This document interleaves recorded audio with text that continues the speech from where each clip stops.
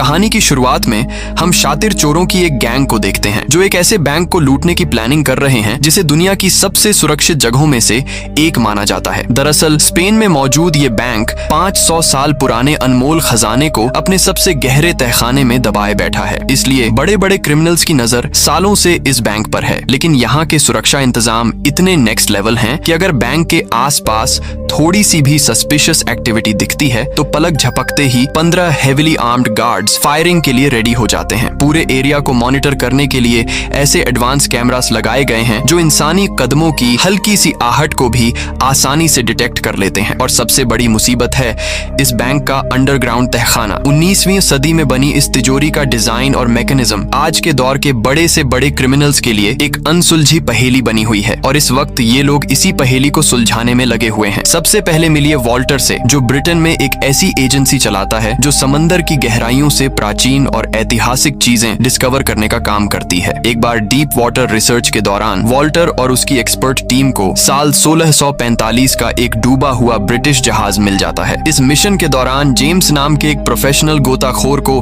पानी के नीचे एक बहुत पुराना बॉक्स मिलता है जिसके भीतर सदियों पुराने सोने के 3 रेयर सिक्के रखे हुए हैं। इन तीनों सिक्कों के पीछे एक बहुत बड़ा मिस्ट्री छिपा हुआ है जिसे जानने के बाद किसी भी इंसान का लालच जाग जाए। लेकिन इससे पहले कि वॉल्टर और उसके साथी अपनी इस बड़ी सक्सेस का जश्न मना पाते, ठीक उसी समय स्पेनिश नेवी के जंगी जहाजों ने उनके पूरे शिप को चारों तरफ से घेर लिया। स्पेनिश नेवी ऑफिसर का क्लेम था कि वॉल्टर की टीम ने उनके समुद्री बॉर्डर का उल्लंघन करके यह खजाना निकाला है। इसके तुरंत बाद स्पेन की नेवी ने वॉल्टर की टीम की सारी कीमती प्रॉपर्टी अपने कब्जे में ले ली। उन अनमोल सिक्कों वाले बॉक्स को भी वहां की सरकार ने सीज कर लिया और सीधे उसी सुपर सेफ बैंक के अंडरग्राउंड तहखाने में लॉक कर दिया। वॉल्टर अपनी सालों की मेहनत की इस बर्बादी को बर्दाश्त नहीं कर पा रहा था। उसकी टीम ने अपनी जान दांव पर लगाकर समंदर से वह खजाना निकाला था जिसे नेवी ने बिना किसी मेहनत के छीन लिया और अब बदला लेने के लिए वो उस बैंक के भीतर घुसकर अपने तीनों सिक्के वापस चुराने का एक मास्टर प्लान तैयार कर रहा है। वॉल्टर ये मुश्किल काम अकेले नहीं कर सकता था, इसलिए उसने अपने ही देश के एक जीनियस स्टूडेंट थॉम को अपने साथ मिला लिया जो बहुत कम उम्र में एक्स्ट्रॉर्डिनरी माइंडसेट का मालिक है। थॉम अभी यूनिवर्सिटी में पढ़ाई ही पूरी कर रहा था, लेकिन उसकी काबिलियत देखकर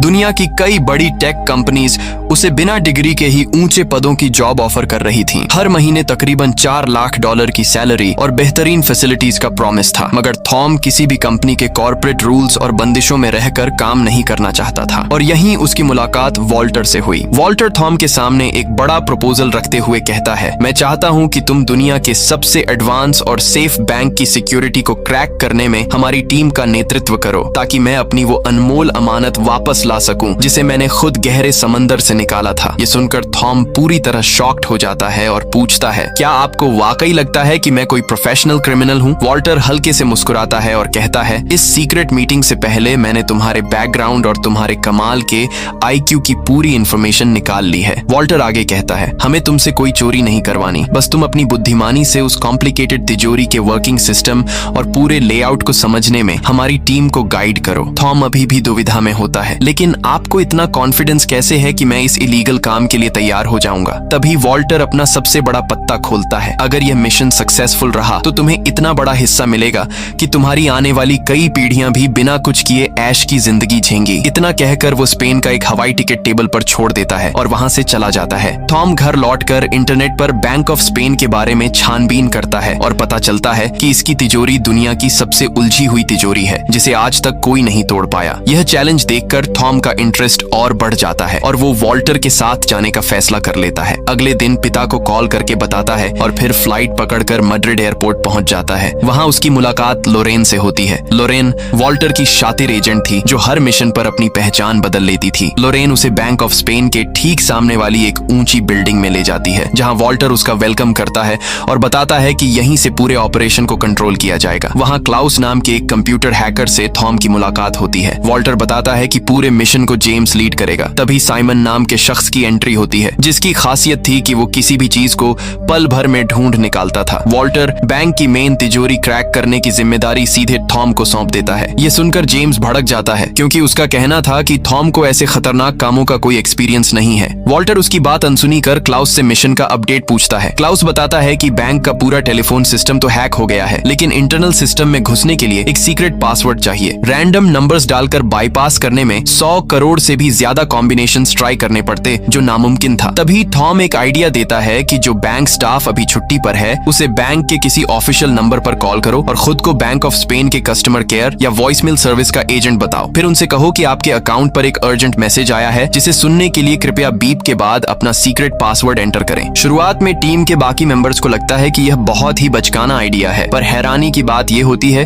कि थॉम की यह सोशल इंजीनियरिंग ट्रिक 100% काम कर जाती है। इस आसान सी चाल की मदद से क्लाउस को बैंक के अंदर लगे कुछ बेहद जरूरी कैमरास की लाइव फुटेज का एक्सेस मिल जाता है। भले ही यह कोई बहुत पेचीदा तकनीक नहीं थी, पर जो लोग इस खेल को नहीं जानते उनके लिए यह काम करना नामुमकिन था। वॉल्टर थॉम को थैंक्स कहता है और लोरेन भी उसके तेज दिमाग से काफी इम्प्रेस हो जाती है। इस पहली बड़ी कामयाबी के बाद वॉल्टर थॉम के सामने उन 3 पुराने सोने के सिक्कों का असली सीक्रेट रिवील करता है। ये रहस्यमयी कहानी 16वीं सदी के एक ब्रिटिश पायरेट से जुड़ी है, जिसने स्पेन के एक शाही जहाज से अरबों का खजाना लूटा था और उसे किसी अनजान आइलैंड पर छुपा दिया था। लेकिन आज तक दुनिया का कोई भी खोजी या सरकार यह पता नहीं लगा पाई कि वह खजाना आखिर किस जगह पर दफन है। करीब 30 साल पहले वॉल्टर ने एक बहुत पुरानी गुप्त चिट्ठी खरीदी थी, जिसमें उस खजाने के ठिकाने से जुड़े कुछ हिंट्स लिखे हुए थे। बाद में सालों की रिसर्च से यह बात साफ होती है कि उस खजाने की बिल्कुल सटीक लोकेशन और उसके कोऑर्डिनेट्स उन्हीं 3 सोने के सिक्कों पर बहुत बारीक नक्काशी से लिखे गए हैं। वॉल्टर ने अपनी जिंदगी के कई साल समंदर की लहरों के बीच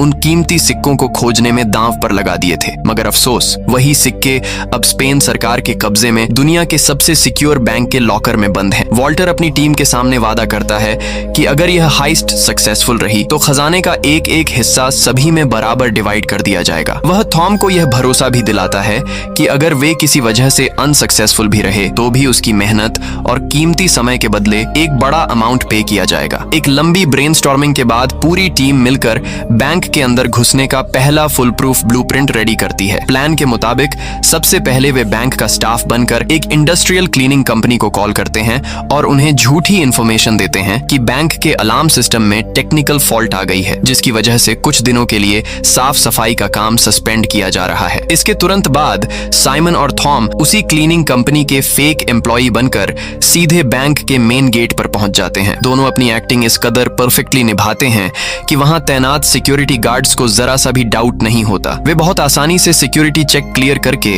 बैंक के इंटरनल एरिया में एंट्री ले लेते हैं। दूसरी तरफ शातिर लॉरेन एक आर्ट एक्सपर्ट का रूप धारण करती है, जो एक्सपेंसिव और रेयर पेंटिंग्स की जांच करती है। वह बैंक एडमिनिस्ट्रेशन को यह दिखाने आई है कि वहां रखी हिस्टोरिकल कलाकृतियों को कोई डैमेज तो नहीं पहुंचा है। वह पूरे कॉन्फिडेंस के साथ वहां के चीफ सिक्योरिटी ऑफिसर गुस्तावो से मिलती है। गुस्तावो को उस पर रत्ती भर भी शक नहीं होता, क्योंकि लोरेन को पेंटिंग्स और आर्ट वर्ल्ड की गजब की नॉलेज है। इसी बातचीत के दौरान लोरेन बहुत ही स्मार्टली अपना बबल टी कप गुस्तावो के हाथ में थमा देती है, ताकि वह चुपके से उसके फिंगरप्रिंट्स कलेक्ट कर सके। उधर अपने सीक्रेट बेस पर बैठा क्लाउस सीसीटीवी कैमरास के जरिए बैंक के अंदर मौजूद अपने साथियों की हर एक मूवमेंट को बारीकी से ट्रैक कर रहा है। वह तुरंत साइमन को एक सीक्रेट सिग्नल भेजता है कि वह बिना किसी की नजर में आए बैंक के वीआईपी टेक्निकल रूम में घुस जाए। साइमन बिना कोई टाइम वेस्ट किए वहां पहुंचता है और अपने साथ लाया हुआ एक जासूसी गैजेट वहां के मेन सिग्नल पोर्ट से अटैच कर देता है। इस मास्टर स्ट्रोक से क्लाउस को बैंक के पूरे सिक्योरिटी ग्रिड का एक्सेस मिल जाता है। इसी बीच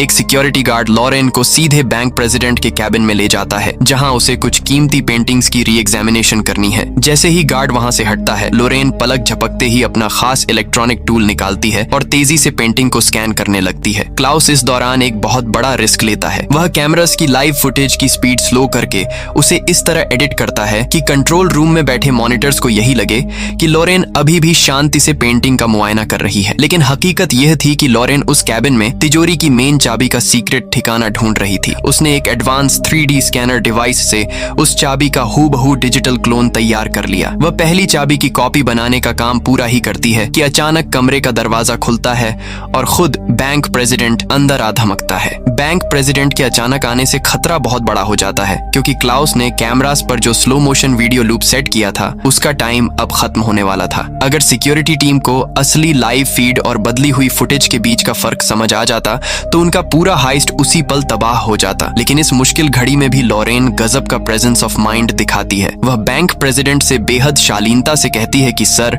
थोड़ा साइड हो जाइए ताकि मैं इस आर्टवर्क की एक परफेक्ट फोटो ले सकूं। वह बिना किसी शक के पीछे हट जाता है और लोरेन अपनी हाजिर जवाबी से इस बड़े खतरे को टाल देती है। थोड़ी ही देर में बैंक प्रेसिडेंट उस कैबिन से बाहर चला जाता है और लोरेन को अपना बाकी काम पूरा करने का मौका मिल जाता है। लोरेन बिना एक पल गंवाए फुर्ती से उस दूसरी चाबी को भी स्कैन कर लेती है जो एक दूसरी कीमती पेंटिंग के पीछे बहुत ही चालाकी से छिपाई गई थी। ठीक इसी समय थॉम को एक बेहद डेंजरस काम सौंपा गया था। उसे बैंक के मेन मीटिंग रूम में जाना था और वहां टेबल के नीचे छिपकर अपने एडवांस स्कैनर के जरिए नीचे बनी रहस्यमयी तिजोरी की पूरी बनावट और उसके स्ट्रक्चर का मैप तैयार करना था। लेकिन बदकिस्मती देखिए, तभी बैंक के कुछ बड़े ऑफिशियल्स की एक टीम मीटिंग के लिए अचानक उसी कमरे में आ जाती है। अब थॉम के पास सांसें रोककर चुपचाप मेज के नीचे दुबकने के अलावा कोई रास्ता नहीं बचता। तभी वहां बैठे एक स्टाफ के हाथ से कुछ जरूरी फाइल्स फिसलकर सीधे फर्श पर गिर जाती हैं। वह शख्स जैसे ही उन्हें उठाने के लिए नीचे झुकने लगता है, थॉम की जान हलक में आ जाती है। लेकिन ठीक उसी नाजुक मोड़ पर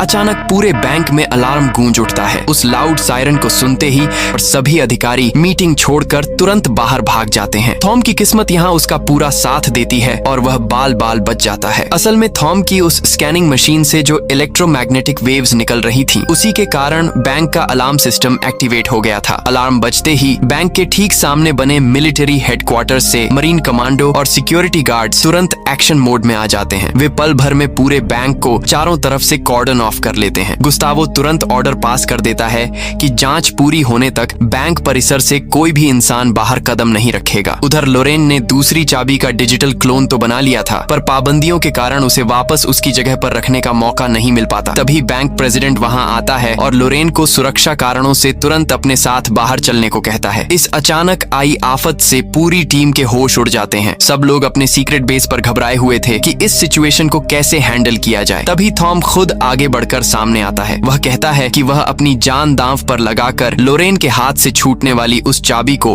हवा में ही लपक लेगा और उसे वापस तिजोरी के गुप्त स्थान पर फिट कर देगा। थॉम गजब की फुर्ती दिखाता है और उस चाबी को जमीन पर गिरने से पहले ही हवा में कैच कर लेता है, जिससे कोई आवाज नहीं होती। लेकिन जैसे ही थॉम उस चाबी को वापस उसकी जगह पर सेट करता है, तभी अचानक एक सिक्योरिटी गार्ड उस कमरे में आ जाता है। वह थॉम को वहां देखकर कड़क आवाज में पूछती है, तुम इस रिस्ट्रिक्टेड एरिया में क्या कर रहे हो? थॉम तुरंत एक मासूम सा चेहरा बनाता है और अपने कानों पर हाथ रखते हुए बोलता है, ओह सॉरी मैम, असल में मैंने अपने कानों में हेडफोन्स लगा रखे थे और तेज वॉल्यूम में म्यूजिक सुन रहा था, इसी वजह से मुझे अलार्म का सायरन सुनाई नहीं दिया। गार्ड उस पर चिल्लाते हुए कहता है, बहानेबाजी बंद करो और तुरंत यहाँ से बाहर निकलो। उधर कंट्रोल रूम में बैठे गुस्तावो ने बारीकी से नोटिस किया कि अलार्म का सिग्नल सीधे मेन तिजोरी वाले हिस्से से आया था। वह बिना देर किए हथियारों से लैस सैनिकों को नीचे तहखाने में भेजता है, लेकिन वहाँ काफी छानबीन के बाद भी उन्हें कोई सस्पिशियस चीज या इंसान नजर नहीं आता। आखिरकार कोई पुख्ता सबूत न मिलने की वजह से गुस्तावो को मजबूरी में सभी को बैंक से जाने देने का फैसला करना पड़ता है। इस जोखिम भरे काम से सही सलामत लौटने के बाद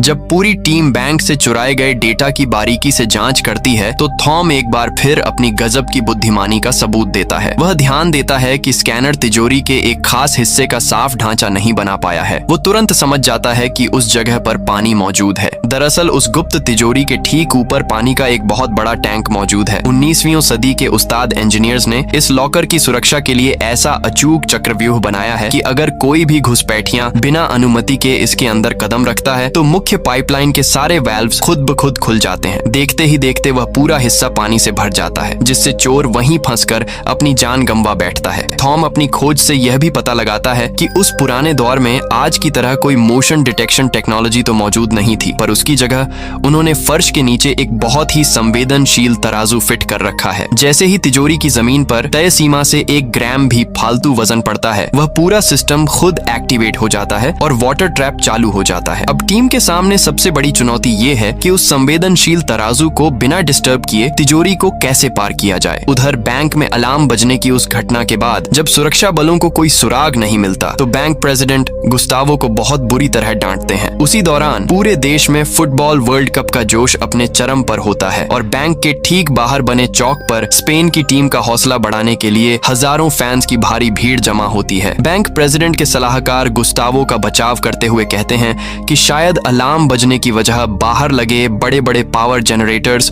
और मैच दिखाने वाली बड़ी स्क्रीन्स का इलेक्ट्रोमैग्नेटिक असर हो सकता है। इसी बीच जेम्स और साइमन अंडरग्राउंड सीवर के गुप्त रास्तों का इस्तेमाल करके उस बड़े तराजू के बेसमेंट तक पहुंचने में कामयाब हो जाते हैं। जैसा कि थॉम ने पहले ही अंदाजा लगाया था, वह मैकेनिकल सिस्टम सिस्टम सच में पुरानी इंजीनियरिंग की एक बेजोड़ मिसाल है। लेकिन अब उनके सामने एक और नई मुसीबत आकर खड़ी हो जाती है। उस गुप्त तिजोरी तक नीचे के रास्ते से सुरंग खोदने के लिए उन्हें कम से कम 15 दिनों का वक्त चाहिए। अगर वे मशीन्स का इस्तेमाल करके तेजी से ड्रिलिंग करते हैं तो उसकी तेज आवाज से बैंक की सिक्योरिटी टीम तुरंत अलर्ट हो जाएगी। वे हर हाल में वर्ल्ड कप के इस खुशनुमा माहौल का फायदा उठाना चाहते हैं जब बाहर मौजूद पूरी जनता और पुलिस मैच के रोमांच में डूबी हो। लेकिन दिक्कत यह है कि फाइनल मैच अब से सिर्फ 8 दिन बाद ही होने वाला है।